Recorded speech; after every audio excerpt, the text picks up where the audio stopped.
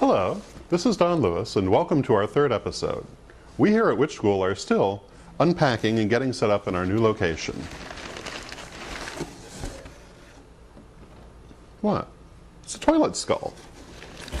See? At any rate, in this episode, I thought we would share with you some more interviews that we've done. Just before we started our move, we went to INATS, the International New Age Trade Show held in Colorado.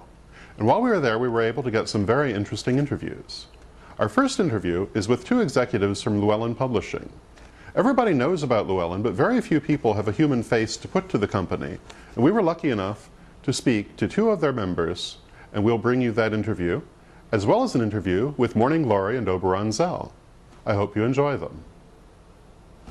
I'm Alison Aidan. I'm the publicity manager for Llewellyn. And I'm Elysia Gallo. I'm the acquisitions editor for Witchcraft, Paganism, and Magic.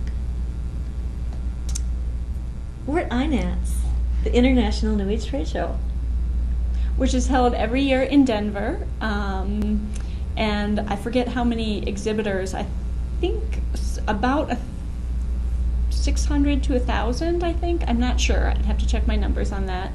And there's a variety of authors, entertainers, vendors, publishers, book buyers that come every year to the show to buy the top products in the New Age category. Myself, this is my fourth INATS. Llewellyn has been coming, I think, since the inception of INATS, which I'm not sure how long it's been going on, probably 10 years plus. This is my first time.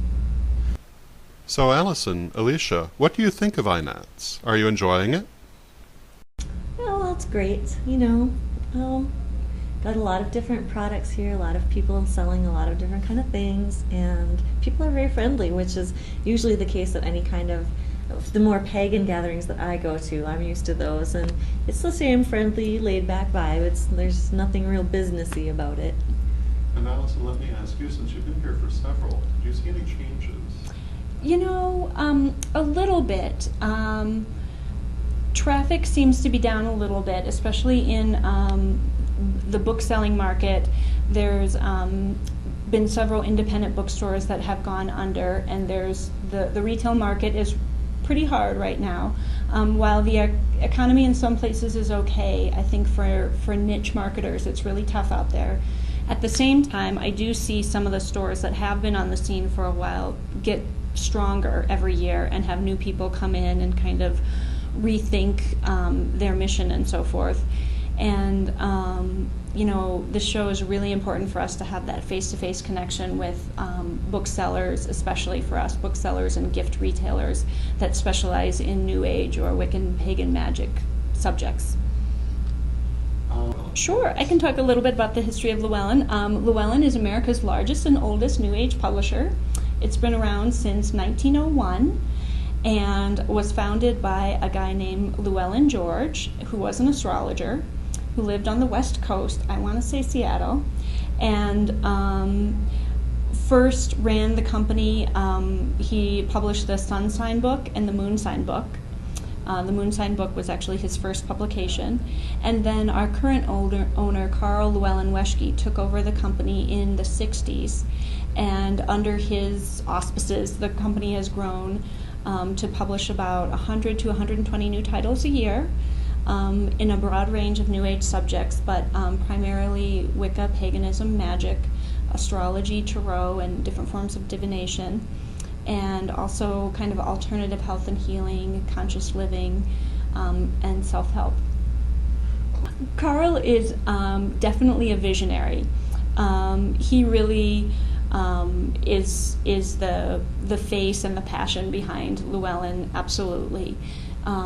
Especially in the 60s, he was very involved with the pagan community, and for a while he owned and operated a bookstore called Gnostica, and they held festivals every year called Gnosticon.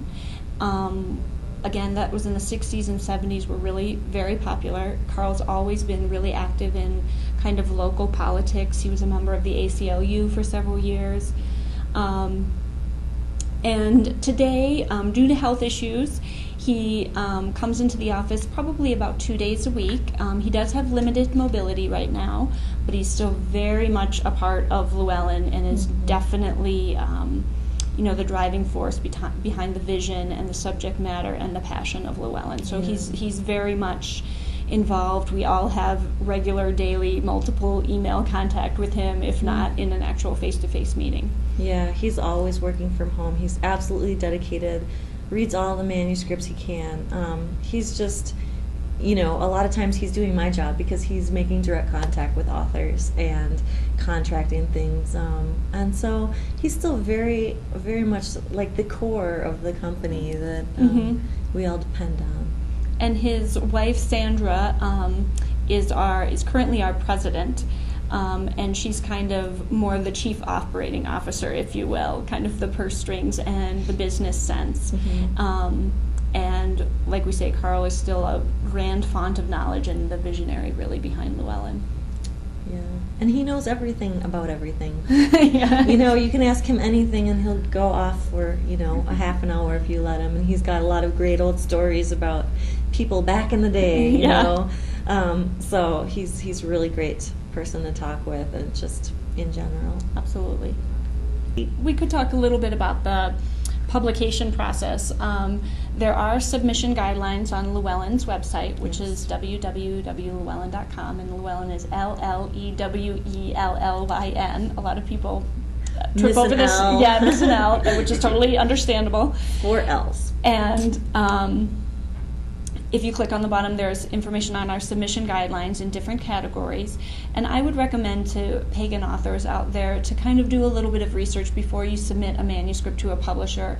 There are plenty of websites out there that talk about, beginning writers, and just kind of peruse those a little bit before you contact a publisher to put together your package in a professional manner. Absolutely. We joke, but in all seriousness, spell check your manuscript. Make sure that it's something that really falls within, if you're submitting it to Llewellyn, our subject matter. For example, we don't do any children's books, and there's a lot of pagan parents out there that really, there is a market out there for pagan books for children, but that's not going to be Llewellyn at this time right now. Right. And know that it really does, even on an expedited track, take at least a year for a book by the time it gets in the door and gets on Elysia or one of the other acquisitions editors' radar. At least a year before it's going to come out in print. Yeah. So people are surprised about that And I would also add, sometimes. just to, besides researching the publisher, because you're going to want to know what they concentrate on, what are their fortes, and you really want to have a good idea for what's in their catalog before you contact them. But besides that, check out their submission guidelines, because everybody has slightly different guidelines for how they want things submitted. For example, we do not want submissions on email. That's a no-no, because there's no way that we'll ever find them,